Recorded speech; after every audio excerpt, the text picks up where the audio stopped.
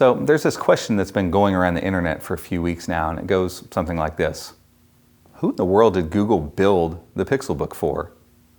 The answer, as it turns out, is quite a few people, just maybe not the ones that you're thinking of. Sure, for the entrenched Chromebook crowd, this is an answer to the lament for a follow-up to the Chromebook Pixel in 2013 and 2015 with its high price tag and premium build. But it's also an answer to the need for Chrome OS to have a halo device of sorts, to bring Android apps out of their beta status, to introduce the Google Assistant, and to force other manufacturers to continue upping their game to meet the Pixelbook's lofty status. But lastly, and maybe most importantly, this device could be the first Chromebook general consumers actually interact with.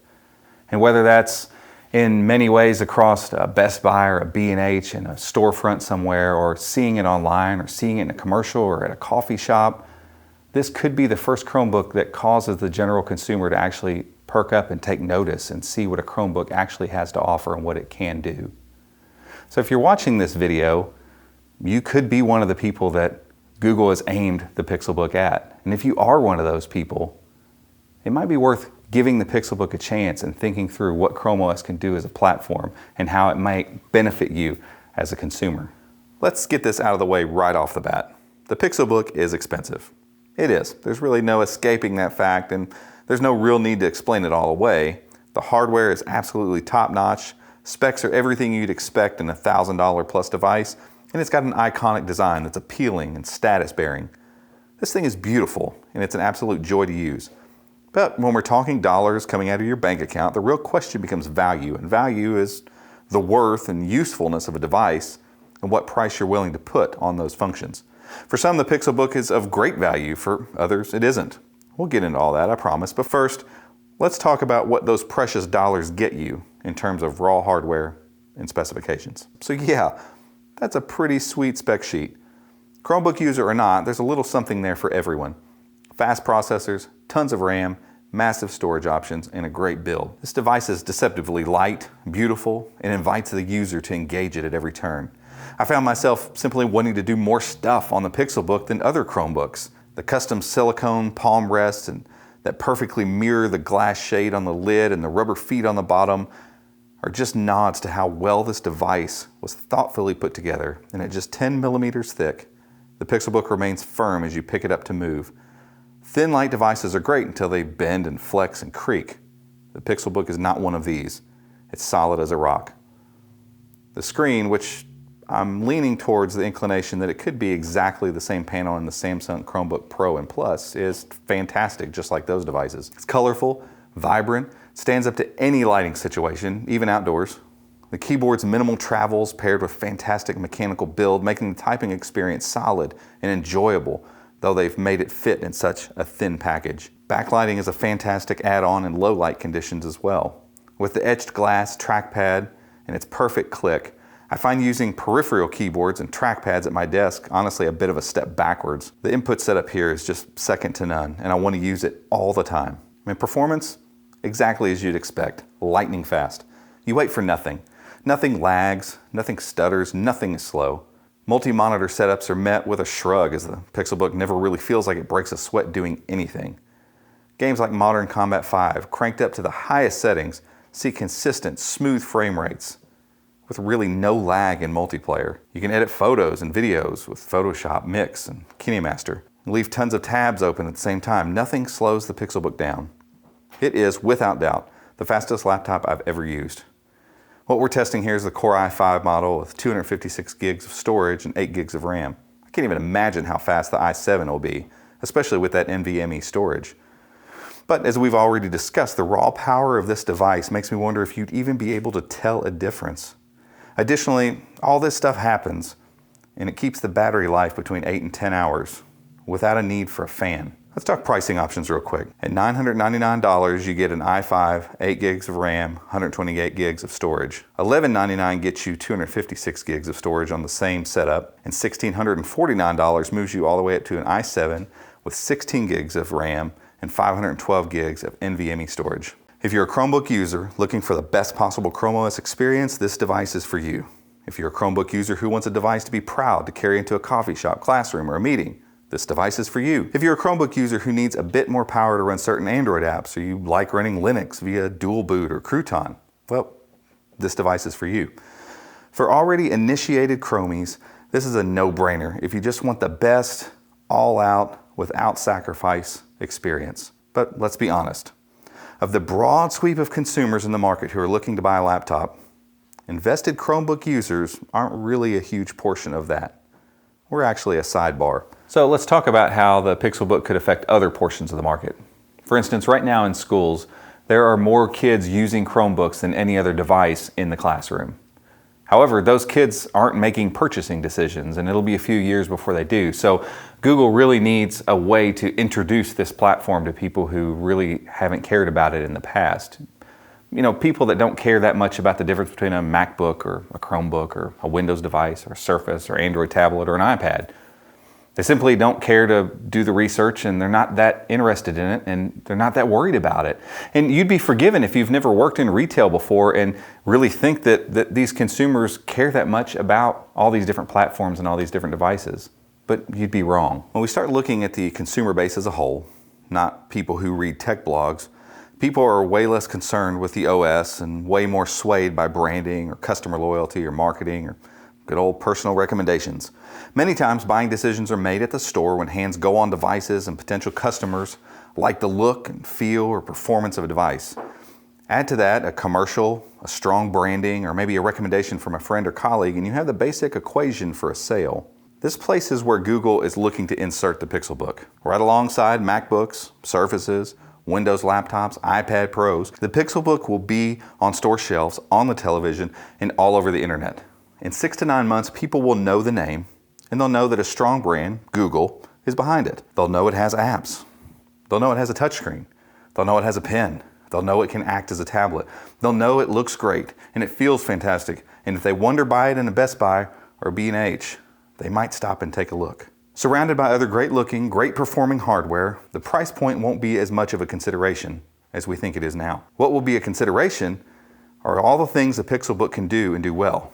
Full desktop browsing, all your favorite apps, full file management, great input methods, real multi-window multitasking, pen input, Google Assistant. All of a sudden, when you stop talking about all the things a Chromebook can't do, you actually see all it can do. In a less informed body of consumers, this is Google's bet. Left to their own devices, consumers can see all the Pixelbook does and make a purchasing decision based on those facts alone. Forget all the conversation around it's just a browser, or there are all sorts of cheap Chromebooks out there. From the observation of a non-tech person, the Chromebook Pixel can actually do quite a bit, and that's really the point of this device. From this point of view, the second group of people this device is for the uninitiated. It's for the tech agnostic. Pixelbook is the face of all that's possible with Chrome OS, both now and in the future. It is perhaps the only Chromebook experience many people will have, and for that group of people, they are getting to see the best possible device on offer. There's still another function the Pixelbook will serve, and that's as the Halo device. Now, a quick summary of what a Halo device is for those of you who are unaware of this term. Take Samsung, for instance. They released the Galaxy S8 and S8 Plus back in March. This, at the time, was Samsung's best attempt at making a mobile piece of hardware. It's their best technology, their best screen, but also a very high price as well. So not everyone's going to go buy that high-priced phone because some people, frankly, don't want to spend that much money on a phone. But they create a desire through marketing for that piece of hardware, and people then decide, am I going to spend that much money on the phone, or am I going to spend a little bit less money on one of their other models? And Samsung has tons of models of phone, more than I could list right here, but they have tons of them that are much cheaper, but still kind of have the same aesthetic and some of the same features and some of the same feel and some of the same clout that you would get if you carry around a Samsung Galaxy S8. And that's the point, right? Instead of going and buying an LG or an HTC device, people still will buy the Samsung device, the ones that cost a little bit less. That's the role of the Halo device. And the same goes for Chromebooks. The Pixelbook is the Halo device for Chrome OS. It is the vision of all that's possible from Chrome OS if manufacturers decide to go all in. The original Chromebook Pixels had the same effect to some degree. Those two devices are why we see things like the Samsung Chromebook Pro and Asus Flip C302. They move the market forward. The difference this time around is the high visibility that the Pixelbook will have. You'll see it everywhere, and that matters because the Pixelbook will be the device to shine a spotlight on all the great things Chromebooks can do across the board. Most notably, you have Android apps on Chromebooks getting the most public recognition they've ever seen. Front and center in the setup process is the fact that Google Play is available and working outside of beta status, right out of the box. Sure, the app market is hit or miss right now when it comes to big screen apps, but Google's trying to push that forward. And we're seeing companies like Adobe and Microsoft already making compelling desktop experiences possible with their Android offerings. Hopefully more will follow, and soon.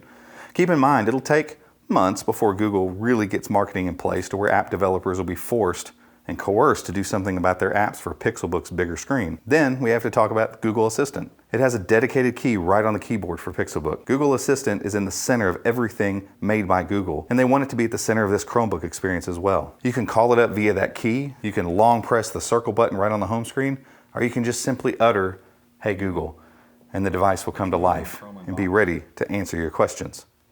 Though it's exclusive right now for Pixelbook, we've already seen signs that Assistant will be coming to all Chromebooks in the future with just a simple keyboard shortcut. The Pixelbook will simply be the torchbearer for this effort, and consumers will inherently begin knowing that Chromebooks are another home for the Google Assistant, and that's the power of a Halo device. Though other Chromebook devices have offered pen support, none have had pens quite like the Pixelbook.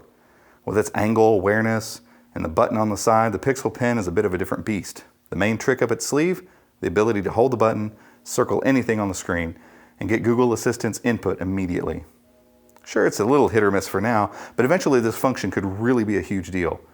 With all the input and information Google's about to gather now that Google Lens has launched, this feature will simply become better and better as time goes on. Additionally, the pen gives way to great note-taking experiences with apps like Squid and amazing artistic creations with things like Infinity Painter, Adobe Illustrator Sketch, and more. While I'd like the pen in a more stowable fashion, similar to Samsung's, I appreciate all that it can do and how well it puts virtual ink on virtual paper. These advances, again, will serve to push device manufacturers forward with pen input on Chrome OS.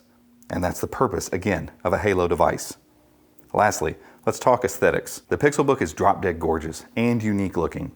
It won't be mistaken for a PC or a MacBook anytime soon, and that's a good thing. It's a device people will be proud to carry. It is, like other Halo devices, a benchmark for stunning design that will drive the segment forward. The attention to detail is prolific as you look at the device from every angle. Forget the notion of a cheap Chromebook. The Pixelbook isn't about any of that. Instead, the user is met with thoughtful flashes of design, like the silicone palm rests that are identical in color and size to the feet on the bottom and the glass shade on the lid. Additionally, those same pads act as feet for the device when it's in presentation mode. That identifying glass shade on the top, well, that's where all the antennae are housed, so they aren't weakened by the aluminum. You'll also notice the bezel around the screen being symmetrical from left to right, top to bottom. When in tablet mode, this is the first Chromebook that actually feels a bit like a tablet. The squared off, boxy sides meet with a magnetic click and feel flush, solid, and not very much like a convertible. Sure, it's large and heavy for a tablet, but I found myself using this setup more and more on the Pixelbook than any other convertible I've used. And that's saying something. As a Halo device, it's showing other manufacturers how to thoughtfully make a foldable design that just feels good, both in laptop and tablet mode. So we've talked a lot about who the Google Pixelbook is built for. Is it for you? Well, I can't answer that for you, of course. And if you're a gamer or heavy into video editing or color grading stuff in Photoshop, then sure, maybe the Pixelbook's not right for you. But for all of the rest of you out there, anyone else watching this that's thinking, hey, this could be a device that would work for me. Let me tell you, from using it, it is an awesome piece of hardware. It is so well built. It feels great. It's great to carry into coffee shops, and it's one of those devices you feel proud to own. So if you're ready to spend some money on some high-end hardware, I would say consider this device. It can do a lot more than most people give it credit for, and we're only at the beginning.